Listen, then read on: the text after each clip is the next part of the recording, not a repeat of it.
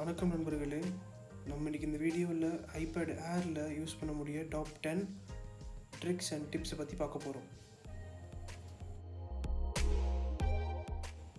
நேற்று நம்ம ஐபேட் ஏரை அன்பாக்ஸ் பண்ணி ஒரு வீடியோ பண்ணியிருந்தோம். அதோட ஃபர்ஸ்ட் இம்ப்ரெஷன்ஸ் கூட நான் மென்ஷன் பண்ணியிருந்தேன்.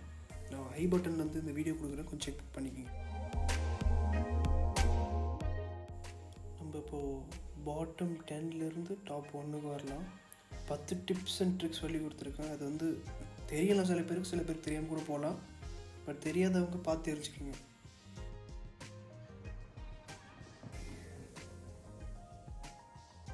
ஸோ நம்ம ஃபர்ஸ்ட் டிப் இல்லை ட்ரிக் அப்படின்னா இந்த கீபோர்டு ஜூம் பண்ணுறது தான்.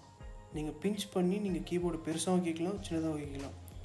எல்லோரும் எப்பயுமே நம்ம ஒரு ஹேண்டில் டைப் பண்ண மாட்டோம், சில டைம் 2 ஹேண்டில் டைப் பண்ணுவோம். அப்போ நீங்கள் பெரிய கீபோர்டு ஸ்விட்ச் பண்ணிக்கலாம்.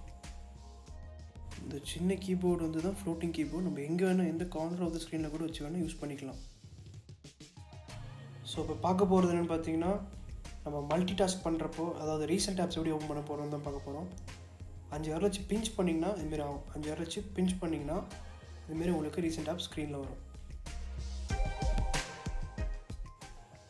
ஸோ அடுத்ததுக்கு வரலாம். இது தான் கீபோர்டோட கெஸ்டர்ஸ். இதில் நம்ம ஒரு பர்டிகுலர் கீயை நம்ம ஸ்வைப் டவுன் பண்ணோன்னா மேலே இருக்கிற கிரே கலர் கீ ஆக்டிவேட் ஆகும். கீழே போய் நீங்கள் கீபோர்டு மாற்றாமே இதை நீங்கள் யூஸ் பண்ணிக்கலாம். அது கொஞ்சம் டைம் சேவ் பண்ணும். அடுத்த டிப் என்னென்னு பார்த்தீங்கன்னா, நம்ம ஸ்பேஸ் பார் எப்படி ட்ராக் பேடை யூஸ் பண்ணுறதுனா, நீங்கள் space bar touch and hold பண்ணிங்கன்னா கொஞ்சம் நேரத்தில் அது ஆட்டோமேட்டிக்காக மாறிடும். நான் இன்னொரு வாட்டி உங்களுக்கு எக்ஸ்பிளைன் பண்ணுறேன். அமைக்கி பிடிச்சி நீங்கள் எங்கே உங்களுக்கு சேஞ்ச் பண்ணமோ அந்த இடத்துல நீங்கள் கர்சரை ப்ளேஸ் பண்ணிக்கலாம்.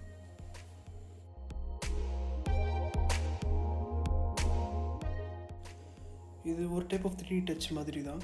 நீங்கள் ப்ரெஸ் பண்ணி ஒரு ஆப்பில் போய் ஏதோ ஒரு செட்டிங்ஸ் ஓப்பன் பண்ணோன்னா நீங்கள் இதுமாரி பண்ணிக்கலாம். இன்னொரு டெமோ பண்ணுறேன்.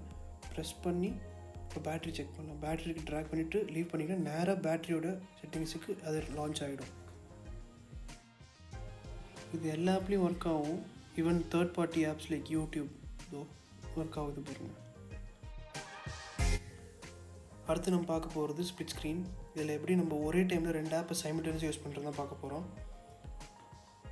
இப்போது க்ரோம்லேருந்து யூடியூப் எக்ஸ்டென்ஷன் ஆட் பண்ணிருக்கோம். ஸோ ரெண்டுத்தையும் நீங்கள் ஒரே டைமில் யூஸ் பண்ணிக்கலாம். ஒரு வீடியோ நீங்கள் ப்ளே பண்ணிக்கிட்டு கூட நீங்கள் ப்ரௌஸ் பண்ணிக்கலாம். சப்போஸ் நீங்கள் ஒரு ஆப்பிள் பென்சில் யூஸராக இருந்தீங்கன்னா உங்களுக்கு ஸ்க்ரீன்ஷாட் எடுக்கிறது இவ்வளோ சிம்பிளாகிடும். கார்னர் ஆஃப் த ஸ்க்ரீன்லேருந்து நீங்கள் ஸ்வைப் அப் பண்ணிங்கன்னா உங்களுக்கு ஸ்க்ரீன்ஷாட் எடுத்துக்கலாம். நீங்கள் மார்க் கூட பண்ணிக்கலாம். ஸ்க்ரீன்ஷாட் எடுத்துகிட்டு ஏதாவது உங்களுக்கு மார்க் பண்ணணும் இம்பார்ட்டண்ட் டாக்குமெண்ட்ஸில் பண்ணிக்கலாம். 3 ஆப்ஷன்ஸ் கொடுத்துருக்காங்க. இது சேவ் ஃபைல்ஸ், சேவ் பண்ணிக்கலாம். இன்னொன்று photos, save files, delete screenshot. நமக்கு தேவையில்லை, ஸோ டெலீட் பண்ணிக்கலாம். அடுத்தபடியாக நம்மளுக்கு டிஃபால்ட்டாக iOSலேயே நம்மளுக்கு ஸ்க்ரீன் ரெக்கார்ட் பண்ணுற ஆப்ஷன்ஸ் கொடுத்துருக்காங்க. இதை நீங்கள் கண்ட்ரோல் சென்டர் போய் அந்த ப்ளஸ் சிம்பிள் கிளிக் பண்ணிங்கன்னா உங்களுக்கு மேலே வந்துடும். இப்போ நீங்கள் எங்கே ப்ளேஸ் பண்ணுமோ அதை ப்ளேஸ் பண்ணிக்கலாம். இப்போ நான் உங்களுக்கு ஒரு டெமோ காமிக்கிறேன். ஸோ ஸ்க்ரீன் ரெக்கார்ட் பண்ணுறதுக்கு இந்த ஐக்கான் தான் நீங்கள் யூஸ் பண்ணணும். இதை நீங்கள் கிளிக் பண்ண ஒரு 3 செகண்ட்ஸ்லேயே உங்களுக்கு ஸ்க்ரீன் ரெக்கார்டிங் ஆரம்பிச்சிடும். நீங்கள் டிவைஸோட ஸ்க்ரீனில் என்னென்ன இன்புட் கொடுக்குறீங்களோ அது எல்லாமே நெக்ஸ்ட்டு பார்த்தீங்கன்னா ஒரு டாக்குமெண்ட்ஸ் எப்படி ஸ்கேன் பண்ணுறதுன்னு காமிக்க போகிறேன். நம்ம நோட்ஸ் ஆப்பில் போயிட்டு நீங்கள் ஸ்கேன் டாக்குமெண்ட்ஸ்னு கொடுத்து உங்கள் டாக்குமெண்ட்டை நீங்கள் பாயிண்ட் அவுட் பண்ணிங்கன்னா கேமராவுக்கு இதுமாரி ஒரு இன்டர்ஃபேஸ் கிடைக்கும். இந்த இன்டர்ஃபேஸில் உங்களுக்கு எல்லோ கலரில் காமிக்கிறது மட்டும் ஸ்கேன் ஆகும்.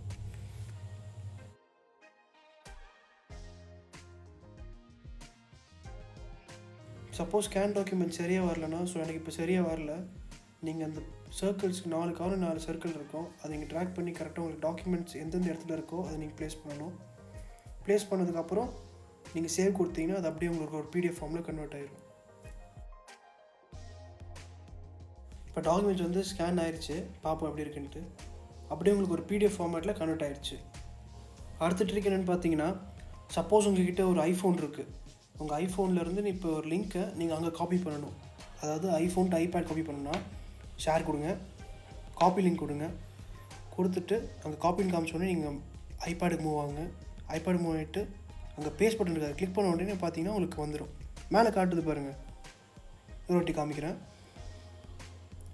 பேஸ்ட் பண்ணுவோம். பேஸ்ட் பண்ண உடனே காட்டுது notes paste from Balamurugan's iPhone 11. So அங்கேருந்து இங்கே பேஸ்ட் ஆயிருக்குன்னு கூட காட்டிடுது.